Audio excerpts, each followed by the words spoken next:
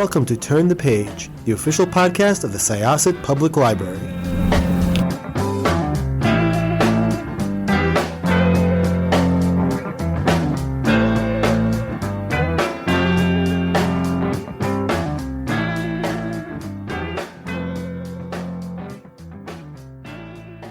Hello, I'm Jenn, and this is Turn the Page, the official podcast of Syosset Public Library, and I'd like to introduce you to this week's guest. Could I ask you to introduce yourself and your book in your own words? Sure. My name is Danièle Cybulskie. I'm a historian and podcaster too. My new book is How to Live Like a Monk, Medieval Wisdom for Modern Life. And it's a weird intersection of history, self-help, and wellness. So yeah, it's a good book. And thank you for having me to talk about it. It's a pleasure.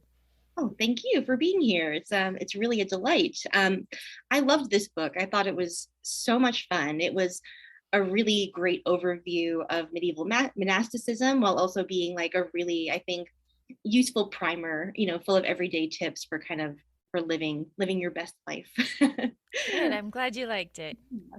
I was wondering if we could start with a little bit about your background, what you've researched and what you've written before, and how you came to write this book. Okay, so I came to medieval studies through literature. So my degree is actually in English literature. I have a master's degree from University of Toronto, but I took as many classes as I could in medieval history. And it was kind of a toss-up between where I was going to get my degree, what I was going to get my degree in, either medieval studies or English, but I thought there would be more jobs in English. And it turns out that my career has actually gone in the other direction. So I've done a lot of writing for the internet. I've been a contributing writer for Medievalist.net since 2013, I think. I started my own blog, and then that was picked up by Medievalist.net. And I started it as the 5-minute medievalist, and the idea behind it was to just introduce people in a friendly way to the stuff about medieval history that they might not already know. So I started writing that, and so my articles are still there. I think there's something, someone counted once, and I think there's something like 200 articles on medievalist.net that I've done. Yeah. So my first book was a compilation of those articles with a couple extra ones for people who wanted to buy the book, and that one is just called The 5-Minute Medievalist. And then after that, I did a really small one, kind of just for fun, again in my usual wheelhouse of trying to bring people to medieval studies from interesting places, and that was The 5-Minute Medievalist Guide to Surviving the Zombie Apocalypse. So Right. that was fun to write, but it was all about how to use the things that people were using back in the day in case we ever had a zombie apocalypse. We didn't have electricity and all those things. So that was my second book. The third one was Life in Medieval Europe, Fact and Fiction, which I wrote in 2019. It came out, and that was a book that I had wanted to do for years, which is just kind of an introduction, again, a really friendly and short introduction to medieval history in general, at least European history. And I had hoped it would be a book that you could just read start to finish and enjoy, or that you could leave on the shelf for when you're watching Game of Thrones or something and you're like, hang on, what was that really about? So you could take that one off the shelf. So after that one came out, I was actually approached by Abbeville Press about this book. They were familiar with my work, all the stuff I had done about kind of bridging that gap between what people know and what they don't know and modern life and all of that stuff. So this was an idea that they had, How to Live Like a Monk. And then we were in discussions about it, what they thought the book should be, what I thought I could do with the book. And we were just having all these discussions about living like a monk and visions behind what this book was going to be. And then we all started having to live like a monk, because that was right before March 2020. So, a lot of this book was written in lockdowns and quarantines and that kind of stuff. So that informs the book. But it was an idea that was brought to me that I thought would be really fun, give me a chance to learn about monks a little more, and to tell people about all of the wellness stuff that I had learned about kind of on the side for many years. So that's how the book came about. Oh, how interesting. Yeah. So your book provides, like, among many other things, a really fascinating overview of medieval monasticism. And what I thought was really interesting was that you called the Middle Ages the most iconic period for monastic life. Mm-hmm. I was wondering if you could speak to this a little bit about why the monastery was so central to medieval society, and why perhaps that lifestyle appealed to so many in the Middle Ages. Yeah, well, it's funny that you picked that quote out because we actually went back and forth a little bit between me and the editor and the copy editor. Like, do we want to use the word icon when we're talking about the Catholic Church? But I wanted to use that word for a bunch of reasons. I think it's important to have a word that has that religious connotation with this. And when we think about icons, it's it's both that image that we have of monks. So when we think about monks today, we're not thinking about the ones that are wearing modern street clothes. You know, we're thinking about the ones who are wearing robes. So I was thinking about icon in that perspective, but also these were the people that were looked up to at the time too. So I was thinking about that as well when I was thinking about medieval monks being iconic. So I think it's interesting that you picked that word out. You know, trust a librarian to close read. But so monasticism appealed to people in the Middle Ages for a whole bunch of reasons. One of them, a very basic reason being that was a place where you could have food and shelter, Mm. right? So it appealed to the poor and it ministered to the poor in a lot of ways. So I think that might have been one of the ways in which people encountered monasticism was through poverty or through hospitalization, perhaps. And so that's how they encountered monks and thought, you know, this is a good lifestyle. It's a worthy lifestyle. So that was something that appealed to people on a very basic level. You know, you can get your 3 square meals a day. Actually, they only had two. but but you could get your meals, you could get your shelter. So that was one thing. Another thing that appealed to people was the fact that monasticism was a way to get an education. So a lot of people encountered it that way. As children, they might grow up being educated by the church, taught to read, taught about science, and all that kind of thing. And so people who were educated by the church might continue on being educated as monks because they did go to university even as monks. You know, you might take your vows and still be sent to university and continue to learn, bring that knowledge back with you to the monastery. They were also the people that, at least in the earlier part of the Middle Ages, did most of the copying and distribution of books. So there's that. So there's education. And people would often come to the monastery as a place where they could just have, you know, refuge from quote unquote real life and live with books. This is something that a lot of women did as widows. Once they had kind of finished their life as a married woman, a wife and a mother, they might go to a monastery because this is a place where they might have in some ways more freedom and they could continue an education that maybe they had started in childhood. So there's that. But the biggest reason people decided to become monks was because they were devout. They wanted to be monks. They wanted to serve God because that was the highest calling. So the monks were people who, for the most part, removed themselves from society. I say for the most part because they did do things like helping the community or working in hospitals. So they weren't completely isolated all the time. But this was a way you could serve God, the highest calling you could have, except for being a hermit. And we all know that it's very difficult to be a hermit. So this was the best option for people who wanted to serve God with their whole lives. And that was really what appealed to people the most. And we have sources that are in the book too that say this is the reason people want to become monks is because they're devout. And that's really what it comes down to. Yeah, that's a great answer, and I think it speaks to I think one of the biggest kind of modern day misconceptions perhaps about medieval monastic life is that people were really only there against their will, like if they were a childhood oblate, like if they were given to the church, or if they were a younger son or a unmarriable daughter, like. And I think that it could be hard for modern people to grasp that there could be like pragmatic reasons that exist side by side with like actual devout piety, you know. Mm-hmm. Mm-hmm. People were given to the church as children, especially in the earlier part of the Middle Ages. As you're saying, oblates are children that are given to the church. But even during the Middle Ages, they're like, well, these kids don't have a choice. So they shouldn't really be monks or nuns because they never got to choose this for themselves. And actually, in the Middle Ages, they really had an emphasis on choice when it came to big decisions, especially the sacraments. You know, becoming a monk or getting married, you needed to have your own opinion behind it. You need to consent to that yourself. So yeah, it wasn't like I mentioned, I think in the book I put it as a ritual sacrifice, which it seems to be in, you know, media. You just sacrifice your children to the monastery, but that's not how it was. So I know this is a huge question, Uh-oh. but I was wondering if you could perhaps quickly take us through what an average day in the life of a medieval monk or nun would look like what rituals kind of marked out their day, what duties, what obligations they had, stuff like that. Yeah. This is a big question. Okay, how to do this quickly. Well, there's a lot of interesting things about this. So the major markers of the day are the canonical hours, and those were the times when the monks were supposed to be in the church and they were supposed to be praying. So that happened many times over the course of the day. In between that, they had a bunch of stuff to attend to. So they would have a meeting in the chapter house every morning that would go over monastic business.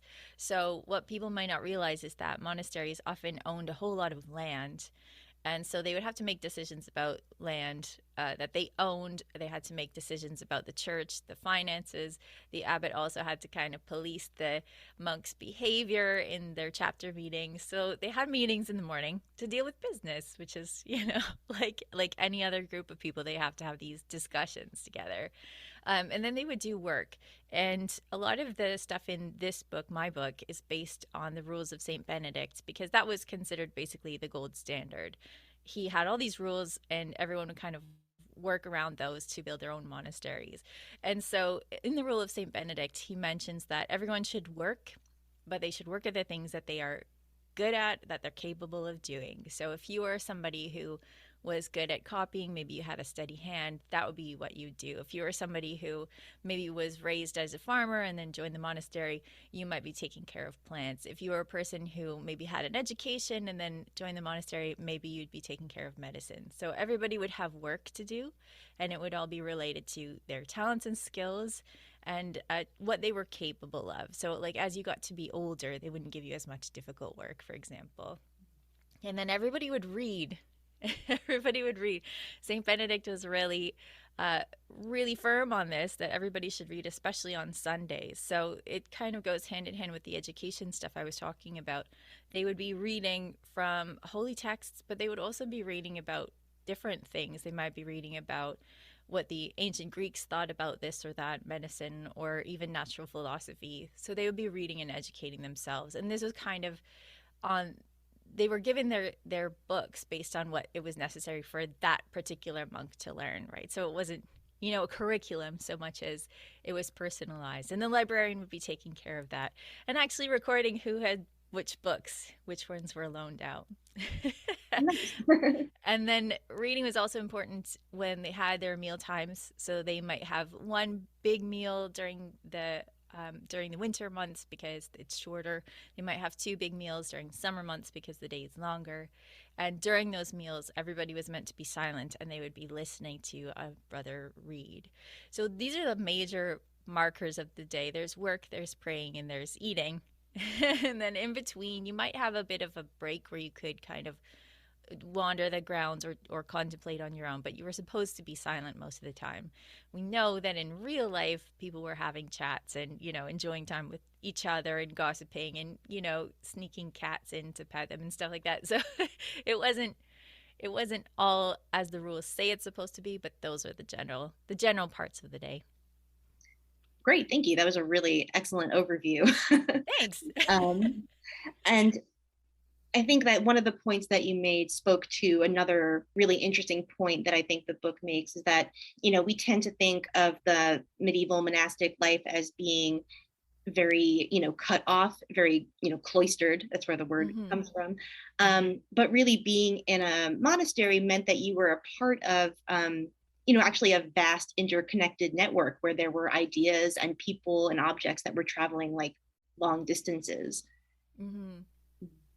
Yeah, so you not only had a monastic community that could have dozens or even hundreds of people, and those people would all have different life experiences, so you could learn from them and talk to them, maybe on the sly if it was during a time when you're supposed to be silent. So there's all that background. We also have those tenants, like I was talking about, the farms where the monastery would own it and the tenants would work it. So they would often have interactions with them. You'd have brothers that were going out to help people. Sometimes they ran hospitals, not always, but it was monks that would do that. So they would have interactions with people in that way. Like I said, they might go to university and come back, meet people. And then there's always people on the road too. So one of the things I mentioned was that monks were supposed to minister to the poor and also travelers. So you'd have people who were traveling maybe to visit the monastery to venerate a relic or something, to see a saint's tomb. And so those people would be visiting too. And so there was a whole bunch of ways in which they would interact with the outside world. Now, that's supposed to be minimized. It's supposed to be, the brother who's at the gate and the abbot and perhaps some of the servants that are really interacting with the outside community. But it's not as closed off as we might imagine. So one of the reasons why I love this book so much is because it's not, just an overview of medieval monastic life, but it's also a book about, and to quote the book, on how medieval monastic practices can inspire us to live fuller lives, end quote. Yeah. And I was wondering if was there a particular historical figure or event or perhaps primary source that led you to think about what the tenets of medieval monasticism had to offer us in the present day? I'm not sure that there was a singular source. It's just something that I'm always thinking about. So I'm always thinking about how human beings haven't really changed over several thousand years. And so I'm always imagining myself in these situations, like in the Middle Ages. One of my favorite centuries to study is the 14th century, which is full of disasters. And that's because I am curious about how people dealt with disaster. So in the same way, I was thinking about actual human beings that I know or have met or can imagine what it was like for them to live a monastic life. And so a lot of the challenges that monks faced, things like getting up in the middle of the night to pray or eating food that was maybe not as exciting as they were having in court, or having to have like 40 fish days of Lent. Like, what is that like for people? So this is something that I'm always thinking about just in the background. So when this idea of how to live like a monk was brought to me, all of these connections just kind of fired up in my brain because I'm always thinking of that human element. So it worked for me because I'm always thinking on that level. And I think that that adds to sort of the richness of the history as well, because I think we're often, let me sidetrack a little bit. One of my favorite medieval history professors, while she was teaching, especially about monasticism, she was an expert in female monastic life, and she would often ask us to sort of engage our senses when we imagined what medieval people experienced. And I think that really makes history come alive in a way that you remember that, oh, these were actual people who lived these lives and not just names on a page, or, it brings it to life in a really interesting way. Yeah, that's exactly how I think of it, where history books will teach us things. And of course, you have to organize them in some way. And they will teach us by showing a big event. Like, this is a big event that happened in, 1066 or something like that. But we know that human beings live moment to moment, like minute to minute. How many thoughts are going through our heads when your entire day is a monastic day where you're going to be praying the same prayer, and then you're going to be eating something that's pretty similar, and then you're going to be doing the same work every day. Like, what thoughts are going through your head moment to moment? So I think it's always a rich way of looking at of history like that. So I'm really glad that your professor was on board with that, really engaging all your senses, because these are people that are living moment to moment, like what's happening in their 60 seconds. So that's how I think of history as well. So I really liked, I thought the way that you made connections between, medieval monastic life and modern day wellness movements was really interesting. And for instance, you link current minimalist trends to the monastic rejection of earthly attachments. Why was it so important for medieval monks to reject personal possessions beyond what was, absolutely necessary? And what benefits do you think minimalism have to the inhabitants of modern society? Wow, big questions, big questions. Well, this was kind of the thing that surprised me when I was doing this book. I know that monks did a lot of things that wellness experts tell us are good for us, but the reasons behind it are the real mind freak, right? Trying to bring these things together, because monks didn't want to have a lot of possessions because they tied them to the real world, which is a fallen world. So that made them greedy, it made them prideful, and all of the things that are kind of trappings of the physical world are things that might take you from God. So that's the reason that they didn't want to have those things. They were trying to smooth out the way so that they could contemplate their holy missions and the things that they were aiming for, which was salvation. So in the same way, when we have too much clutter, it can really clutter our minds too. It can really distract us. It can take up our budgets, all of these things. And so that kind of brings it together. So while the reasons that we might reject stuff now are not because stuff is inherently sinful, they thought stuff was inherently sinful. We don't think that. But a lot of the same reasons around having it take up our focus or just make it difficult to do the things that we want to do. Like, I mean, if you take the extreme example of hoarders, it makes every part of their life very difficult, from like physical movement to like having concentration. So the movement of minimalism now is still kind of the same thing, where you're trying to just get rid of all the things that distract you from what you want your focus to be. And so as I was writing this book, like, I don't have any judgment about what anybody's focus is going to be. If your focus is on career achievement, that's great. If it's on family, that's fantastic as well. So if the way to help you keep your focus on what your goal is by streamlining through minimalism, well, that's actually very monastic. So it's something that I have done too. I mean, I think we all read The Life-Changing Magic of Tidying Up, right? We all read that. And I thought that a lot of the same type of things are in it, right? We don't have to hold on to something because it was useful for us, in a past life that we had. And in the same way, monks got rid of the things that were not useful to them in a past life. But at the same time, monks are very much like us, where they still try to hold on to those things. So like I said, they might smuggle in a cat as a pet, or they might have a seal, which is something I talk about as a way to guarantee borrowing money, because they wanted to use money to buy something for themselves. So it's a very difficult thing to live in a minimalist way. It was a challenge for monks. It's a challenge for people trying to do this today. But I think the underlying idea of being able to focus and kind of streamline your life to head you in the direction that you want to go, which for us might be whatever goals or values we have. For monks, it was salvation. I think that is a core thing that is similar to us as humans across the centuries.